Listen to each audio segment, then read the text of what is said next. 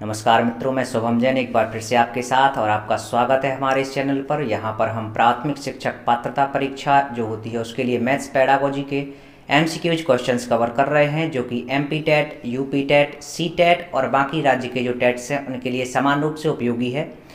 तो आगे के क्वेश्चंस यहाँ स्टार्ट करने से पहले एक दो क्वेश्चंस थे पिछले पार्ट में जिनमें स्टूडेंट्स को थोड़ा डाउट था।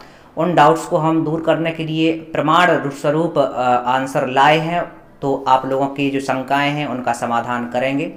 सबसे पहला जो क्वेश्चन था, एक क्वेश्चन नंबर 16 था, तो उसमें लिखा हुआ था कि आकृतियों के निम्नलिखित पहलुओं में से किसका प्राथमिक स्तर से कोई संबंध नहीं है। ध्यान से देखना है, यही क्वेश्चन था। और ये जो क्वेश्चन आया हुआ है वो सी टेट जो 2016 में सितंबर में आयोजित हुआ था वो क्वेश्चन है। क्वेश्चन नंबर 46 था वहाँ पर, क्योंकि शुरू के 30 क्वेश्चन बाल विकास के थे, उसके बाद मैथ का पोर्शन चालू हुआ था, तो 16वां क्वेश्चन, मैथ का 16वां क्वेश्चन, यानी कि ओवरऑल 46 क्वेश्चन नंबर जो था वहाँ पे ये क्वेश्चन पूछा गया था। और इस क्वेश्चन में जो राइट आंसर था वो ऑप्शन ए था, चौपड़। देख लेते हैं एक बार फिर से, वहां हमने एक्सप्लेन किया हुआ था पिछले पार्ट में, फिर से देख लेते हैं एक बार। आकृतियों के निम्नलिखित पहलुओं में से किसका प्राथमिक स्तर से कोई संबंध नहीं है। प्राथमिक स्तर से संबंध नहीं है ये बात कही गई है, तो यहाँ पर जो पैटर्न है उसका प्राथमिक स्तर से संबंध है। आप प्राइमरी लेवल्स की जो क्लास 1 to 5 जो बुक्स हैं मैथमेटिक्स की वो देख सकते हैं, उसमें पैटर्न नाम से टॉपिक मिलेगा और सममिति भी मिलेगा और कोण भी मिलेगा। तो ये तीनों चीज़ें जो हैं प्राइमरी लेवल के स्टूडेंट्स को सिखाई जाती हैं और उनका प्राइमरी स्तर जो है, प्राथमिक स्तर है, उनसे संबंध है। लेकिन चौपड़ जो है वो एक प्रकार का खेल है और इसका प्राथमिक स्तर से कोई संबंध नहीं है। तो जो हमने राइट आंसर बताया था वो यही था हमारा, ऑप्शन नंबर ए। लेकिन कुछ छात्रों ने कमेंट्स किया है कि इसका ऑप्शन नंबर सी जो कि कोण है वो होना चाहिए, लेकिन आपको बता दें कि इसका राइट आंसर चौपड़ ही है। कोण जो होता है वो भी सिखाया जाता है प्राथमिक स्तर पर, ऐसा नहीं है कि कोण का अध्ययन नहीं कराया जाता। अब देख लेते हैं ये जो हम क्वेश्चन लिया है जिस बुक से, वहाँ भी आंसर क्या दिया गया है, ऑप्शन नंबर ए, और विद डिटेल उसमें लिखा हुआ है कि कोण, समरूपता, पैटर्न और चौकोर, चौकोर मतलब कि चौपड़ आकृतियों के स्वरूप हैं और प्राथमिक स्तर पर इन आकृतियों की चर्चा करनी चाहिए। चौकोर पैटर्न के अनुरूप आकृतियों का एक क्रम में जिसमें किसी रिक्त स्थान या ओवरलैपिंग के निकटतापूर्ण स्थापन होता है, अतः चौपड़ का संबंध प्राथमिक स्तर नहीं है। दोबारा देख लें अच्छे से, चौपड़ का संबंध प्राथमिक स्तर नहीं है चूंकि चौपड़ एक खेल है। तो यहाँ पर हमारा राइट आंसर क्या होना चाहिए, चौपड़ ही होना चाहिए, कोण नहीं होगा। चलिए दूसरी बुक से हम देख लेते हैं। ये एक बुक से क्वेश्चन लिया है, दूसरी बुक में भी यही आंसर दिया गया है। देखिए सी टेट 2016 जो सितंबर में हुआ था, सितंबर में 46 नंबर पे क्वेश्चन था, आकृतियों के निम्नलिखित पहलुओं में से किसका प्राथमिक स्तर से कोई संबंध नहीं है। विकल्प चारों वही हैं, चौपड़, प्रतिरूप, पैटर्न, कोण और सममिति। तो यहाँ इन्होंने क्या आंसर दिया है इस बुक में वो भी हम देख लेते हैं। यहाँ पर इन्होंने 46 नंबर का जो क्वेश्चन है उसका आंसर ए दिया है, ऑप्शन नंबर ए। ऊपर जाके देख लेते हैं ऑप्शन नंबर ए में क्या है। ऑप्शन नंबर ए में है चौपड़, यानी कि ये जो दूसरी बुक है वहाँ भी आंसर हमें क्या दिया गया है, चौपड़ ही दिया गया है। और इन्होंने भी यहाँ पे डिटेल से समझाया है कि क्यों ये आंसर है। कोण, समरूपता, पैटर्न और चौकोर आकृतियों के स्वरूप हैं तथा प्राथमिक स्तर पर इसकी चर्चा करनी चाहिए। चौकोर या पच्चीकार पुनरावृत्ति प्रतिरूप पैटर्न में अनुरूप आकृतियों का एक क्रम में जिसमें किसी रिक्त स्थान या ओवरलैपिंग के निकटतापूर्ण स्थापन होता है। तो ये जो चौपड़ है उसका प्राथमिक विद्यार्थी जो हैं, प्राथमिक स्कूल्स के, प्राइमरी स्कूल्स के जो छात्र हैं उनके लिए कोई संबंध नहीं होता है, और जो बाकी जो तीन चीज़ें हैं उनका जो संबंध होता है वो प्राइमरी लेवल के बच्चों के लिए होता है। तो यहाँ पर किससे संबंधित नहीं है, ये चौपड़ से संबंधित नहीं है। अब एक कमेंट्स ऐसा आया हुआ था कि जो कोण है, कोण का अध्ययन भी प्राथमिक स्तर पर नहीं कराया जाता। तो आप लोगों को अवगत करा दें कि प्राथमिक स्तर पर कक्षा 1 से कक्षा 5 तक के छात्र आते हैं और कक्षा 5 की जो बुक है, कक्षा 5 की गणित की जो बुक है NCERT या फिर MP बोर्ड की बुक भी आप देख सकते हैं। वहाँ पर जो चैप्टर नंबर 2 है, चैप्टर नंबर 2, वहाँ पर चैप्टर का जो नाम है वो आकृतियाँ एवं कोण है। इसका सीधा सीधा तात्पर्य ये है कि प्राथमिक स्तर में कोण का अध्ययन कराया जाता है। और यहाँ पर प्रमाण स्वरूप हमने उसका जो प्रमुख पृष्ठ है वो यहाँ पर दर्शाया हुआ है, देख सकते हैं। चैप्टर नंबर जो 2 है और चैप्टर का नाम है आकृतियाँ एवं कोण, और ये कक्षा 5 की बुक है गणित विषय की, NCERT देख सकते हैं आप, या फिर MP बोर्ड, वहाँ पर कक्षा 5 की जो बुक है आकृतियाँ एवं कोण नाम से ये टॉपिक दिया गया है। इससे सीधा सीधा अर्थ ये लगाया जा सकता है कि जो प्राइमरी लेवल है वहाँ पर कोण का अध्ययन कराया जाता है छात्रों को कक्षा 5 में, और कक्षा 5 जो है वो प्राथमिक स्तर के अंतर्गत ही आता है।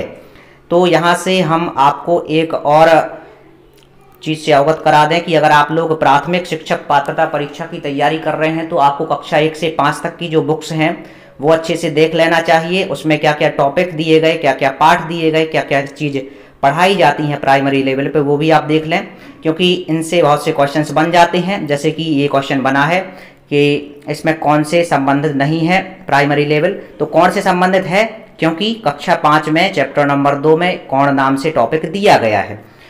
ठीक है, तो आशा है कि आप लोगों के जो डाउट्स हैं वो क्लियर हो गए होंगे। हाँ, किसी बुक में अगर आंसर कोण दिया गया है तो वो आंसर गलत दिया गया है, और बुक्स में भी कभी कभी गलती हो जाती है, प्रिंटिंग मिस्टेक हो जाती है या फिर टाइपिंग मिस्टेक हो जाती है, जिस कारण से गलत उत्तर उसमें प्रिंट हो जाता है, तो वो आपको सुधार कर लेना है। इसका आंसर कोण नहीं होगा, कोण प्राइमरी लेवल पे सिखाया जाता है कक्षा 5 में। इसका जो राइट आंसर है वो क्या होना चाहिए, चौपड़ होना चाहिए, जो कि विद एक्सप्लेन और विद रिकॉर्ड्स हमने आपको यहाँ पर बता दिया है। आगे बढ़ते हैं, एक और क्वेश्चन था, क्वेश्चन नंबर 13। इसमें बोला गया था एक कमेंट्स में कि इसका राइट आंसर बी होना चाहिए। देख लेते हैं। प्राथमिक स्तर पर शिक्षार्थियों के लिए व्यवहारिक उपकरणों का महत्व है क्योंकि यह बहुत मदद करते हैं। किस चीज़ में मदद करते हैं? शब्दों में व्यक्त समस्याओं को हल करने के लिए, तो गलत है। मानसिक और मौखिक परिकलन की गति बढ़ाने के लिए, ये थोड़ा ठीक है। आगे बढ़ते हैं, परीक्षा में बेहतर प्रदर्शन के लिए, तो ये भी गलत है क्योंकि केवल परीक्षा में बेहतर प्रदर्शन के लिए ही व्यवहारिक उपकरणों का उपयोग नहीं कराया जाता। मूल गणितीय संकल्पनाओं को समझने के लिए, देखिए मूल बेसिक जो गणितीय संकल्पनाएं हैं, जोड़ घटाव गुणा भाग, उसको समझने के लिए व्यवहारिक उपकरणों का उपयोग प्राथमिक स्तर पर किया जाता है। ये सबसे ज़्यादा स्ट्रॉन्ग और बिल्कुल सही और सटीक आंसर है। केवल मानसिक और मौखिक परिकलन की स्पीड बढ़ाना ही मेन उद्देश्य नहीं होता है। मूल उद्देश्य क्या होता है कि जो गणितीय संकल्पनाएं हैं, मूल गणितीय संकल्पनाएं हैं, उनको समझाया जा सके प्राइमरी लेवल पे व्यवहारिक उपकरणों के माध्यम से। अब आंसर देख लेते हैं विद एक्सप्लेन। यहाँ पर आंसर हमने दर्शाया है जो कि बुक्स में दिया गया है। प्राथमिक स्तर पर शिक्षार्थियों के लिए व्यवहारिक उपकरणों का महत्व है क्योंकि यह मूल गणितीय संकल्पनाओं को समझने के लिए बहुत मदद करते हैं। यानी कि इस क्वेश्चन का जो हमारा राइट आंसर है वो ऑप्शन नंबर बी नहीं है, ऑप्शन नंबर डी ही है, जो कि हमने पिछले लेक्चर में डिस्कस किया हुआ था। तो वही आंसर है ऑप्शन नंबर डी। अब नए क्वेश्चंस देख लेते हैं। आज का हमारा जो पहला क्वेश्चन है वो है, प्राथमिक स्तर पर गणित की अच्छी पाठ्यपुस्तक के लिए निम्नलिखित में से कौन सी विशेषता महत्वपूर्ण है?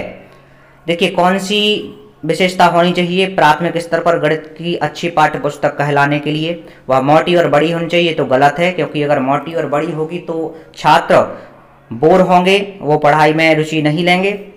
ऑप्शन बी में लिखा हुआ है उसमें अवधारणाओं का परिचय संदर्भों के द्वारा दिया जाना चाहिए, ये ठीक है। आगे देख लेते हैं, उसमें बहुत से अभ्यास होने चाहिए, उसमें केवल बहुत से अभ्यास होने चाहिए जिससे कि यथातय अभ्यास किया जा सके, ये गलत है। देखिए, केवल अभ्यास ही होना आवश्यक नहीं है, उसमें प्रश्नावली के साथ में उदाहरण भी दिए जाना चाहिए जिससे कि अगर छात्रों को कहीं कोई समस्या आ रही है तो वो उदाहरणों के माध्यम से देखकर समझकर उस समस्या का समाधान प्राप्त कर सकें। वह आकर्षक और रंगीन होना चाहिए, तो ये भी कोई खास बात नहीं है कि केवल आकर्षक और रंगीन बना दिया जाए तो वो ज़्यादा अच्छी हो जाएगी पाठ्य पुस्तक। गणित की जो पाठ्य पुस्तक है उसका अच्छा होने के लिए क्या आवश्यक है, उसमें अवधारणाओं का परिचय संदर्भों के द्वारा दिया जाना चाहिए। मतलब कि वहाँ जो कॉन्सेप्ट समझाया जाए बुक्स में, उसको किसी तरह से दूसरी जगह से रिलेट किया जाना चाहिए, उसको जोड़ा जाना चाहिए दैनिक जीवन से, दैनिक जीवन के संदर्भ से संबंधित जो उदाहरण हैं उदाहरणों से जोड़ा जाना चाहिए, जिससे कि जो अवधारणाएं हैं वो बालक अच्छे से सीख सकें। तो क्वेश्चन नंबर फर्स्ट का जो राइट आंसर है वो है ऑप्शन नंबर बी। अगला क्वेश्चन देखते हैं। क्वेश्चन में लिखा हुआ है वैन हिले, जो कि वैज्ञानिक हैं, इन्होंने ज्यामिति के विभिन्न स्तर बताए हुए हैं। तो वैन हिले के ज्यामितीय स्तर के अनुसार जो विद्यार्थी आकृतियों को दिखावट के अनुसार वर्णित और वर्गीकृत कर सकते हैं वे हैं। देखिए यहाँ पर विभिन्न स्तरों में बांटा है इन्होंने छात्रों को। तो अगर कोई छात्र देखकर किसी आकृति को वर्णित कर सकता है, मतलब उसका वर्णन कर सकता है और उसको वर्गीकृत कर सकता है, उसको अलग अलग कैटेगरी में डिवाइड कर सकता है, तो वो कौन से स्तर पे है? विकल्प देख लेते हैं। स्तर 0 मानसिक चित्रण, स्तर 1 विश्लेषण, स्तर 2 अनौपचारिक निगमन और स्तर 3 औपचारिक निगमन। देखिए अगर कोई बालक जो है वो आकृति को देखकर उसका वर्णन कर लेता है और उसको अलग अलग कैटेगरी में डिवाइड कर लेता है, वर्गीकृत करने की योग्यता रखता है, तो वो स्तर 0 पर है अभी मानसिक चित्रण पर, ठीक है ना। उसके जो मन मस्तिष्क है उसमें ये बात चित्रित हो चुकी है कि वो किस प्रकार की आकृति है और उसको किस कैटेगरी में रखा जाना है, उसका वो वर्णन कर सकता है, तो वो मानसिक चित्रण वाले स्तर पर है। अगला क्वेश्चन देख लेते हैं। लिखा हुआ है गणित की कक्षा में संप्रेषण का उल्लेख किस क्षमता का विकास करना है? देखिए संप्रेषण का तात्पर्य होता है मौखिक रूप से अभिव्यक्ति करना। संप्रेषण का अर्थ क्या होता है? मौखिक रूप से बोलचाल के माध्यम से अभिव्यक्ति करना। तो गणित की कक्षा है और उसमें संप्रेषण का उल्लेख किस क्षमता का विकास करना है? गणित की कक्षा में संप्रेषण का प्रयोग किया जा रहा है, छात्र एक दूसरे से डिस्कशन कर रहे हैं, आपसी विचार एक दूसरे से शेयर कर रहे हैं, तो इसके किस क्षमता का विकास करना है, इसका उद्देश्य क्या है, किस क्षमता के विकास के लिए है? विकल्प में लिखा हुआ है गणितीय विचार को सुव्यवस्थित, संचित और स्पष्ट करना, दंड आरेख या बार ग्राफ को देखकर आंकड़ों का अर्थ लगाना, कक्षा में पूछे गए प्रश्नों का तुरंत उत्तर देना, या गणित की समस्याओं पर दूसरों के विचारों का खंडन करना। तो यहाँ पर अगर आप चारों विकल्प देखते हैं तो उसमें से सही विकल्प आपको अगर चुनना है तो आप ऑप्शन नंबर ए को चुनेंगे, क्योंकि संप्रेषण का जो मूल उद्देश्य होता है वो यही होता है गणित की कक्षा में कि गणित संबंधी जो विचार हैं वो सुव्यवस्थित हो सकें, उनको इकट्ठा कर सकें, संचित कर सकें, छात्र अपने अंदर समाहित कर सकें और वो स्पष्ट हो सकें।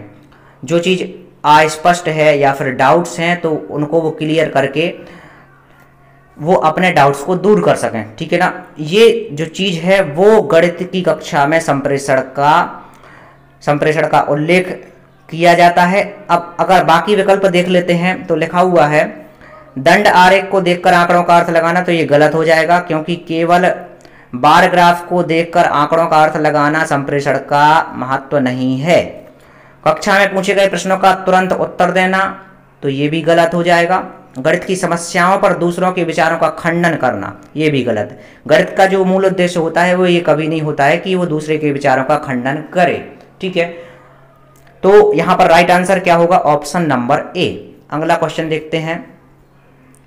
अगला क्वेश्चन लिखा हुआ है यदि एक शिक्षार्थी पूर्णांकों, भिन्नों और दशमलव संख्याओं पर चारों आधारभूत संक्रियाएं संपन्न करने में समर्थ है तो वह किस अवस्था में? देखिए वो पूर्णांक के जो भिन्न हैं और दशमलव संख्याओं पर चारों आधारभूत संक्रियाएं, मतलब कि प्लस, माइनस, गुणा और भाग, ये चारों संक्रियाएं संपन्न कर लेता है। कहाँ कहाँ? पूर्णांक में, भिन्न में और दशमलव में। इसका मतलब वो किस स्तर पर है? तो वो है संक्रियात्मक अवस्था में। कौन सी अवस्था में? संक्रियात्मक अवस्था में। अगर चारों प्रकार के जो संक्रियाएं कर लेता है छात्र पूर्णांक, भिन्न और दशमलव से संबंधित, तो वो संक्रियात्मक अवस्था में माना जा सकता है। अगला क्वेश्चन देखते हैं। लिखा हुआ है राष्ट्रीय पाठ्यचर्या रूपरेखा 2005 NCF 2005 से ये क्वेश्चन लिया गया है। क्वेश्चन में लिखा है राष्ट्रीय पाठ्यचर्या रूपरेखा 2005 सिफारिश करता है कि प्राथमिक स्तर पर गणित की शिक्षा का केंद्र होना चाहिए। गणित की शिक्षा का केंद्र क्या होना चाहिए? विद्यार्थियों को गणित की शिक्षा में अंतर्राष्ट्रीय मापदंड अर्जित करने में सहायता करना। तो ये गलत है। देखिए, अभी बच्चा स्कूल आना स्टार्ट किया है, प्राइमरी लेवल पे है, उसको कुछ ज्ञान नहीं है, तो ये उद्देश्य कभी नहीं होता है गणित का कि वो NCF 2005 का ये उद्देश्य बिल्कुल भी नहीं है कि वो स्कूल में प्राइमरी लेवल पे आए और डायरेक्ट इंटरनेशनल लेवल के जो स्टैंडर्ड हैं वो उसको अर्जित करने लग जाए। ये कभी भी उद्देश्य नहीं है NCF 2005 का।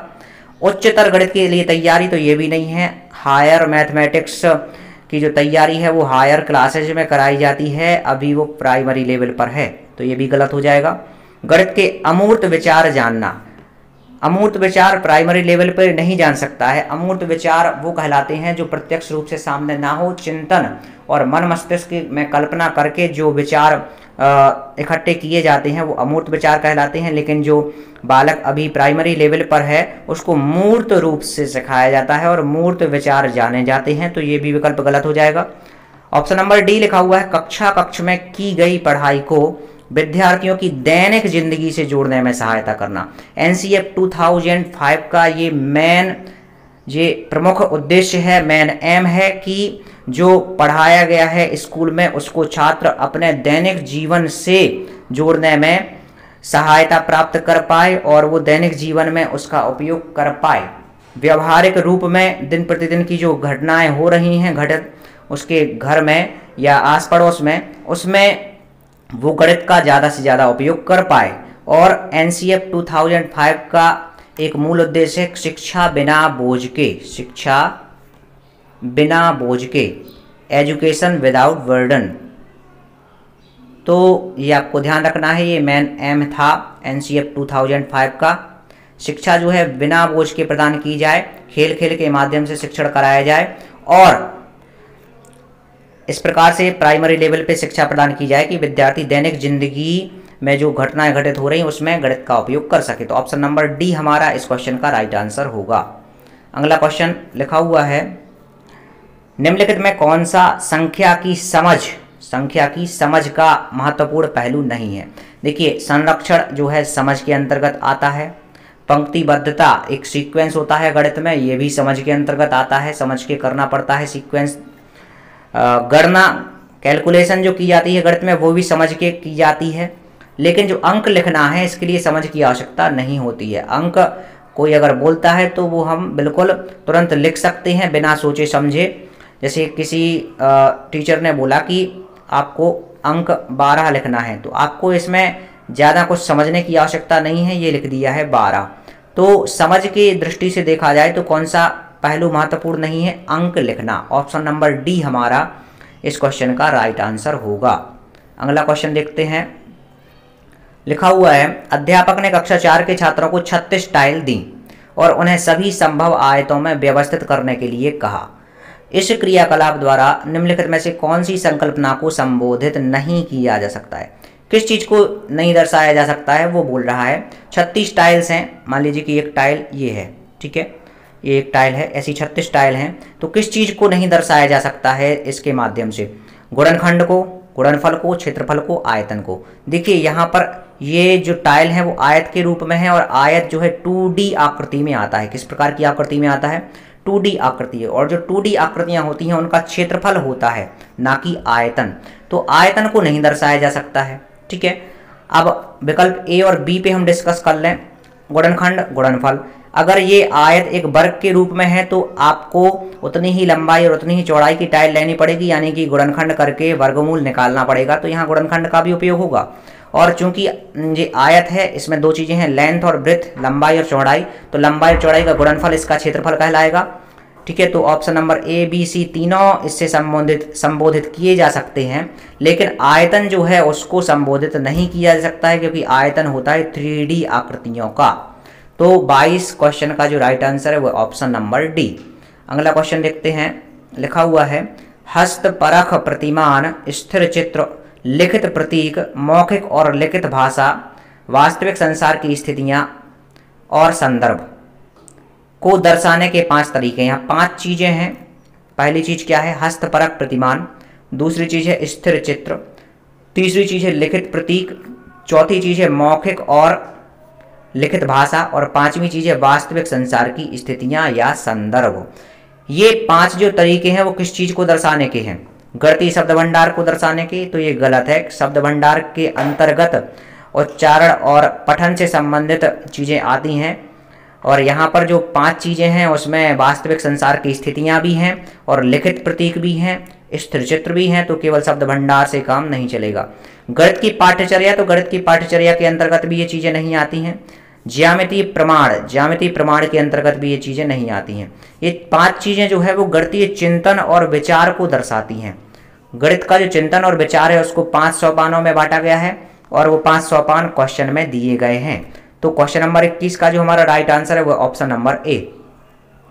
अगला क्वेश्चन देख लेते हैं। लिखा हुआ है, भाग की अवधारणा पढ़ाने के बाद एक शिक्षक कक्ष में गणितीय दीवार का निर्माण करते हैं। गणितीय दीवार का निर्माण करते हैं और शिक्षार्थियों को 48 घंटों में दिए गए कॉलमों में भाग संबंधी कोई 2 तथ्य लिखने के लिए कहते हैं। ये टेबल दी गई है, गणितीय दीवार है ये, और यहाँ पर 48 घंटे का टाइम दिया गया है और कॉलम में 2 तथ्य लिखने के लिए कहा जाता है। तो अंकित क्या करता है? 25 में 5 का भाग करता है और 5 प्राप्त करता है। प्रज्ञा, राहुल, अंकुर। इसी तरह से आप देख सकते हैं ये टेबल दी गई है। यह गतिविधि खाली स्थान में शिक्षक की सहायता कर सकती है। किस चीज़ में शिक्षक की सहायता करती है? शोर मुक्त कक्ष वातावरण बनाने में। तो ये यहाँ से फिट नहीं बैठ रहा है। केवल शोर को कम करना इस प्रकार की गतिविधि का मूल उद्देश्य नहीं हो सकता है। जो गतिविधि का मूल उद्देश्य होता है वो यही होता है कि गतिविधि के माध्यम से छात्र कोई चीज़ सीख पाए अच्छे से। तो ऑप्शन ए गलत हो जाएगा। अगले 2 दिनों के लिए शिक्षार्थियों को किसी गणितीय कार्य में व्यस्त रखना, तो ये भी गलत है। केवल गणितीय कार्य में व्यस्त रखना मूल उद्देश्य नहीं होता है गणित का। प्रत्येक बच्चे को अभिव्यक्ति के और एक दूसरे से सीखने के अवसर देना, ये बात बिल्कुल सही है, और इसी उद्देश्य की प्राप्ति के लिए ये गतिविधि कराई जा रही है। प्रत्येक बच्चे को अभिव्यक्ति और एक दूसरे से सीखने के अवसर देना। छात्र में जो कमियां हैं वो दूसरे के माध्यम से अपनी कमी दूर करेगा, और दूसरे छात्र में जो कमी है वो अन्य दूसरे छात्र से अपनी कमी को दूर करेगा। मतलब मौखिक अभिव्यक्ति और आपसी तालमेल और सहयोग के माध्यम से छात्र सीख पाएंगे। ये इस गतिविधि का प्रमुख उद्देश्य है। तो ऑप्शन नंबर सी हमारा यहाँ से राइट आंसर होगा। अगला विकल्प भी देख लेते हैं। शिक्षार्थियों द्वारा सीखे गए तथ्यों की संख्या का रिकॉर्ड रखना। देखिए, रिकॉर्ड रखना केवल यहाँ पर मैटर करने वाली बात नहीं है। यहाँ पर जो एक्टिविटी कराई जा रही है वो इसलिए कराई जा रही है कि उसके माध्यम से छात्र कोई नई चीज़ सीख सकें। तो ऑप्शन नंबर सी जो है वो हमारा इस क्वेश्चन का राइट आंसर होगा। अगला क्वेश्चन लिखा हुआ है, शिक्षार्थी के गणितीय निष्पादन अवरोधन के साथ संबंधित चाक्षुष स्मृति अवरोध का संभावित संकेतक है। ये क्वेश्चन थोड़ा डिफिकल्ट है, आपको दोबारा समझना है, अच्छे से सुनना है आपको ध्यान से। क्वेश्चन में लिखा हुआ है, शिक्षार्थी के गणितीय निष्पादन अवरोधन।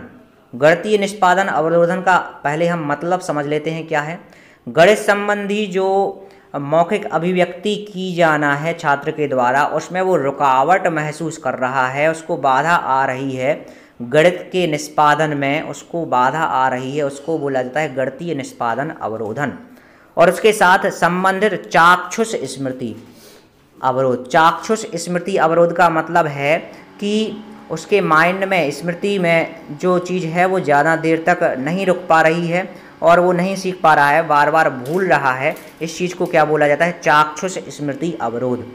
तो ये किस चीज़ की ओर संकेत करते हैं वो आपको बताना है। दोनों चीज़ें, गणित में गणित के जो निष्पादन है उसमें उसको समस्या आ रही है, और उसको याद करने से मतलब है कि जो वो सीख रहा है उसको वो ज़्यादा समय तक अपने माइंड में नहीं रख पा रहा है और उसमें उसको समस्या उत्पन्न हो रही है। तो ये किस चीज़ की ओर संकेत कर रहे हैं? गणित संबंधी तथ्यों के संधारण में अयोग्यता और समय बताने में कठिनाई, संख्या रेखा का प्रयोग करने में कठिनाई, एक क्रम में गणना करने में कठिनाई, छोटे परिचालनों के साथ व्यवहार करने में कठिनाई। तो ये यहाँ पर जो संकेत किया जा रहा है किस प्रकार के समस्याओं से संबंधित है, वो है गणित संबंधी तथ्य जो हैं उसके संधारण में अयोग्यता और समय बताने में कठिनाई।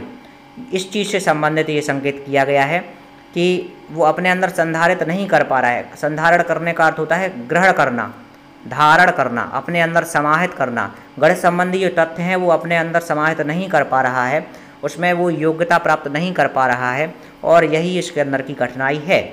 बाकी लिखा हुआ है संख्या रेखा का प्रयोग करने में कठिनाई, तो ये यहाँ से गलत हो जाएगा। एक क्रम में गणना करने में कठिनाई, तो ये भी गलत है। और छोटे प्रचालनों के साथ व्यवहार करने में कठिनाई, तो ये भी गलत है। इस क्वेश्चन का जो राइट आंसर है वो ऑप्शन नंबर ए।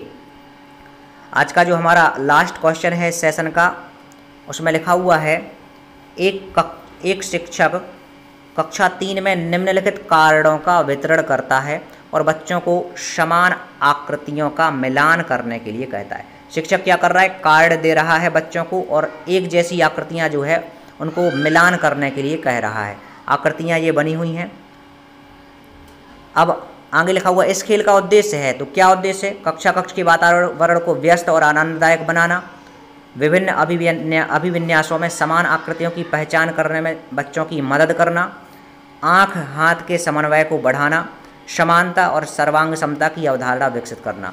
तो आप लोग खुद चारों में से सही विकल्प का चयन कर सकते हैं।